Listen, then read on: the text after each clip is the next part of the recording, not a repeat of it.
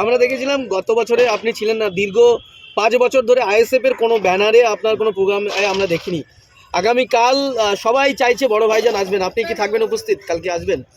এখনো পর্যন্ত ইরাদা তো আছে, আসার একটা ইরাদা করেছি আসা। তবে আমার টার্গেট ছিল ব্রিগেড করা।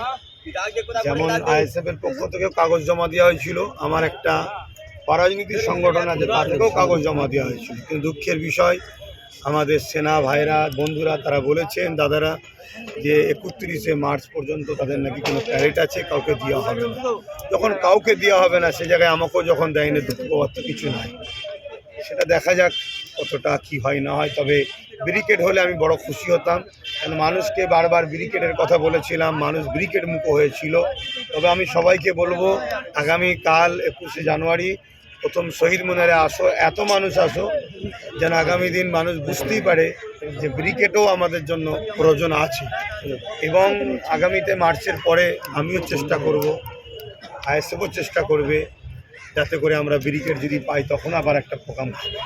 আগামীকাল আগে 5 বছর পূর্তি হচ্ছে একটা আইএসএফ এর জন্য মাইল ফলক, সেই মাইল ফলকে আপনি ফের আসছেন। যেদিন উপস্থিত ছিলেন সেদিনও আপনি প্রথমে গেছেন, আজকে আবার ফের সরজমিনে খতিয়ে দেখতে এসছেন। কিরকম লাগছে যে কিরকম মানুষ আসবে, কত মানুষ আসবে? না, মানুষের তো সারা ব্যাপকভাবে আছে এবং মানুষ তো চাই। এখন বাংলায় বিরোধী দল হিসাবে শাসকের বিরুদ্ধে একটাই দল আছে মানুষের কাছে, সেটা হচ্ছে আইএসএফ। তথাকথিত কিছু মিডিয়ার কাছে হয়তো অন্য কাউকে দেখানো হয়, কিন্তু বাস্তব সারজমিনে যদি আপনারা দেখেন তাহলে আইএসএফ হলো প্রকৃত এখন বিরোধী শক্তি।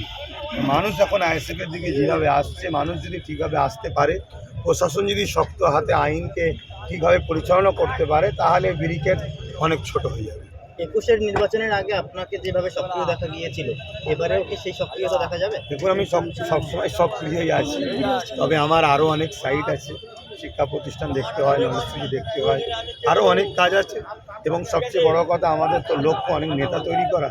তো সেই জায়গায় যদি আমি কাউকে কাঁধে করে নিয়ে সবসময় চলি, সে তো আগামী দিন প্রতিষ্ঠিত হতে পারবে না। তাই চেয়ারম্যান নওশাদ সিদ্দিকী এবং তার সহযোদ্ধাদেরকে সম্পূর্ণ দায়িত্ব ছেড়ে দেওয়া হয়েছে। তারা আজকে ভালো কাজ করছে, পুরো বাংলার প্রত্যেকটা কোনায় কোনায় আজকে মানুষ আইএসএফ মুখী হয়ে আছে। এটা আমার জন্য অত্যন্ত খুশি ও গর্বের বিষয়। বাংলার মানুষের দাবি যে 26শে বিধানসভায় আব্বাস সিদ্দিকী 294টা বিধানসভার মধ্যে কোনো একটা বিধানসভায় দাঁড়াক। এসআইআর নিয়ে তো অবশ্যই কালকে বক্তব্য হবে, আসুন। এসআইআর তো আজকে মানুষের এজেন্ডা। মানুষকে একদিকে এসআইআর এর নামে ডেকে নিয়ে যে আবার নতুন করে নতুন কৌশল তৈরি করা হলো, এই যে দ্বিচারিতা করা হলো, এটাও যেমন অন্যায়। এসআইআর নিয়ে যেভাবে মানুষকে আতঙ্ক তৈরি করে মানুষের ক্ষতি করা হচ্ছে, ওটাও অন্যায়। সংবিধান কাউকে অধিকার দেয়নি যে গায়ের জোর দেখে মানুষের উপর জুলুম করবে। সংবিধান বিরোধী যে করবে তার বিরুদ্ধে জনগণ, দেশপ্রেমিকরা আন্দোলন করবে, তাকে অবশ্যই সংবিধানের আওতায় এনে তার শাস্তি দেওয়া হবে। এর আগে আমরা দেখেছি যেভাবে আপনাদের প্রতিষ্ঠা দিবসকে কেন্দ্র করে সারা পশ্চিমবাংলায় উত্তাল হয়ে গেছিল, অর্থাৎ কলকাতা কিন্তু কি পুরো ধুমধুমার কাণ্ড পরিস্থিতি হয়েছিল। আগামীকালকেও দেখতে পাচ্ছি যে ভাঙড়ে বিভিন্ন জায়গায় কি সভা রাখা হয়েছে, এটা কি ইচ্ছাকৃতভাবে করা হচ্ছে না কি ভাবছেন? অবশ্যই শাসক তো কোনোভাবে পারছে না, লাস্টে তার প্রশাসনকে প্রেশার দিয়ে, প্রশাসনরা চাই না, প্রশাসনকে প্রেশার দিয়ে একটা বিশৃঙ্খলা তৈরি করতে চাইছে, যেটা দেখিয়ে বোঝাতে চাইছে আইএসএফের গায়ে একটা দাগ লাগাবে। কিন্তু সাধারণ মানুষ আইএসএফের পক্ষে আছে। সাধারণ মানুষ এই শাসককে চিনে গেছে, যে শাসক দেখাচ্ছে এক, এর মুখ এক, মুখোশ এক। আমরা দেখলাম যে গতকাল যে এই সবার জন্য যে পোস্টার ব্যানার মারা হচ্ছে, সেই পোস্টার তৃণমূলের কর্মীরা গতকাল নওশাদ সিদ্দিকীর ছবি সহ সেই পোস্টার পুড়িয়ে দিয়েছে এবং নওশাদ সিদ্দিকীকে রীতিমতো গালিগালাজ করা হচ্ছে। বিষয়টা নিয়ে কী বলবেন?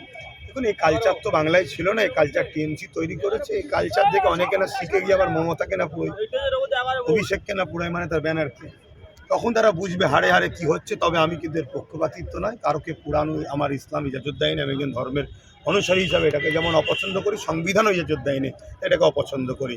তবে আইন যদি আইনের রাস্তায় চলে, আসামিদেরকে উপযুক্ত শাস্তি দেয় দৃষ্টান্তমূলক, তাহলে বাকি হয়তো আগামী দিন আর কেউ এরকম তৈরি হবে না। আর আইন যদি ঢিলে হয়, আরও অনেকে তৈরি হবে, অনেকের ব্যানার পুরোবে। 26শে বিধানসভায় আইএসএফ এর প্রার্থী হতে পারে কি আব্বাস সিদ্দিকী, কোনো জায়গায় দাঁড়াতে পারে কি? অনেক বাকি আছে, সেটা সময় আসবে। যে গত 21শে জানুয়ারি গত বছর নওশাদ সিদ্দিকী তিনি উপস্থিত হতে পারেননি, তিনি অডিও কলে বিবৃতি দিয়েছিলেন এবং সেখানে বলেছিলেন যে আগামী বছর দুই ভাই একসঙ্গে থাকবো, ব্রিগেড সমাবেশ না হলেও শহীদ মিনার সমাবেশ হচ্ছে। আপনার উপস্থিতি কি কনফার্ম থাকবেন আপনি? আমি 99% বলছি আমার ইচ্ছা আছে কালকে আসার, আমি এখনও পর্যন্ত প্রস্তুত আসার জন্য। আমরা সবাই আসুন, প্রত্যেকে নিজের অধিকারের জন্য আসুন, নিজের অধিকার নিবার জন্য আসুন, বাংলা ও দেশকে বাঁচাবার জন্য আসুন।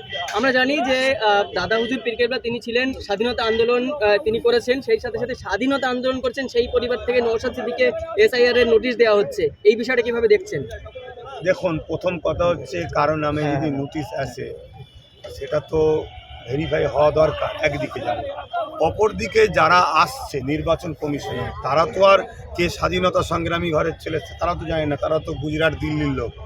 বিডিও এবং BLO তারা এই বিষয়টা সজাগ করালে মনে আরও ভালো হতো। আজকে দেখছিলাম নেতাজি সুভাষচন্দ্র বসুর পরিবারেরও কারো নাকি নোটিশ এসছে। এটা কতটা দুঃখজনক, যারা স্বাধীন করলো তাদের সন্তানকে আজকে নোটিশ ধরাচ্ছে, এর চেয়ে বড় লজ্জার কি হতে পারে?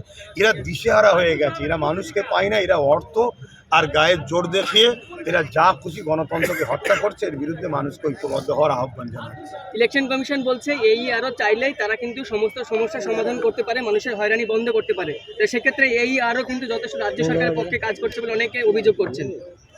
দেখুন, আমি স্পষ্টভাবে বলছি, এই যে SIR বা এই যে মানুষকে যে হ্যারাসমেন্ট হচ্ছে, মানুষের তথ্য চাইছে মানুষের সংশোধনের জন্য, বা মানুষের ভুল তথ্য হয়েছে যেটা নামে বলছে, বা বিভিন্ন যে জিনিসগুলো দেখাচ্ছে যে মিস্টেক হয়েছে, এতে দিদি মোদি উভয় দোষী আছে। যে কি পদে আছে না আছে, যে পদেই থাকুক, দিদি মোদি উভয় মিলে মানুষকে নিয়ে নাটক করছে, ভয় দেখাচ্ছে, আতঙ্ক তৈরি করছে। 2021-এ NRC ভয় দেখে করেছে, এখন SIR এর ভয় দেখে 26টাকে পার করার এরা পরিকল্পনা করছে। এরা এদের রাজনীতি রুটি সাজছে, গরিব মানুষ মরে মরুক গে যাক, প্রেশান করে করুক। SIR এ ভয় পাওয়ার কিছু নেই তাহলে? দেখুন, আমি বললাম রাষ্ট্রীয় SIR যদি হয় ভয় পাওয়ার কিছু নেই, কিন্তু রাজনীতির SIR যদি হয়, রাজনীতিকরণ যদি হয়, তাহলে ব্যাপকভাবে ভয়ের ব্যাপার আছে। মানুষের মৌলিক অধিকারকে কেড়ে লাগবে। SIR তো রাজনীতিকরণ হয়েছে তাহলে? রাজনীতিকরণ যদি হয়ে থাকে, অন্যায় হয়েছে, যারা করেছে তাদের বিরুদ্ধে মানুষকে ঐক্য হতে হবে, আইনের আওতায় তাদেরকে নিয়ে আসতে হবে, আইনকে সামনে রেখে তাদের বিরুদ্ধে আমাদের সংগ্রাম বিভিন্ন জায়গায় শক্তিশালী করতে হবে। বিভিন্ন জায়গায় দেখছি যে বিজেপির নেতারা তারা কিন্তু আর কি ফর্ম 7 নিয়ে যাচ্ছে ভোট নাম কেটে দেওয়ার জন্য, বিভিন্ন জায়গায় আর কি ব্যাগ তারা আর কি মানে ফর্ম নিয়ে যাচ্ছে, এটা কিভাবে দেখছেন? দেখুন, এই বাংলায় বিজেপি আসা অনেক চেষ্টা করছে, বামফ্রন্টকে সরিয়ে TMC-কে দিয়েছে, TMC যাতে আস্তে আস্তে বিজেপির মাইন্ডটাকে বাংলায় চাষ করতে পারে। কিন্তু এতদিন ধরে 15 বছর হয়ে গেছে এই বাংলাতে কিন্তু সেভাবে বিজেপিকে চাষ করতে TMC-ও ব্যাকফুটে যাচ্ছে। তাই বিজেপি TMC সহযোগিতা যেমন নিচ্ছে, অনেকের নাম হয়তো বাদ দিয়ে বিজেপি এই রাজ্যে ঢোকার একটা চেষ্টা করছে। এটা চরম অন্যায়, এই অন্যায়কে রুখাতে হবে। কালকে সুপ্রিম কোর্টের রাইট চরম এতে বললেন নির্বাচন দেখছেন রাইটটাকে? না, সুপ্রিম কোর্টের উপর আমাদের আস্থা আছে। নির্বাচন কমিশনের বর্তমান যিনি আছে, শুনছি তো নাকি এই সিস্টেমের বাইরে তিনি এন্ট্রি হয়েছে। তিনি এন্ট্রি হওয়ার পরে তেনার পরিবারের সদস্য অনেকে নাকি ভালো ভালো পদে চাকরি পেয়ে গেছে। এখানে তো প্রশ্ন একটা উঠতে পারে যে এক সংবিধানকে মান্যতা দিচ্ছে না কোনো একটা বিশেষ দলকে এরা মান্যতা দিয়ে কাজ করছে, এটা প্রশ্ন উঠতে পারে। ঠিক আছে, ধন্যবাদ।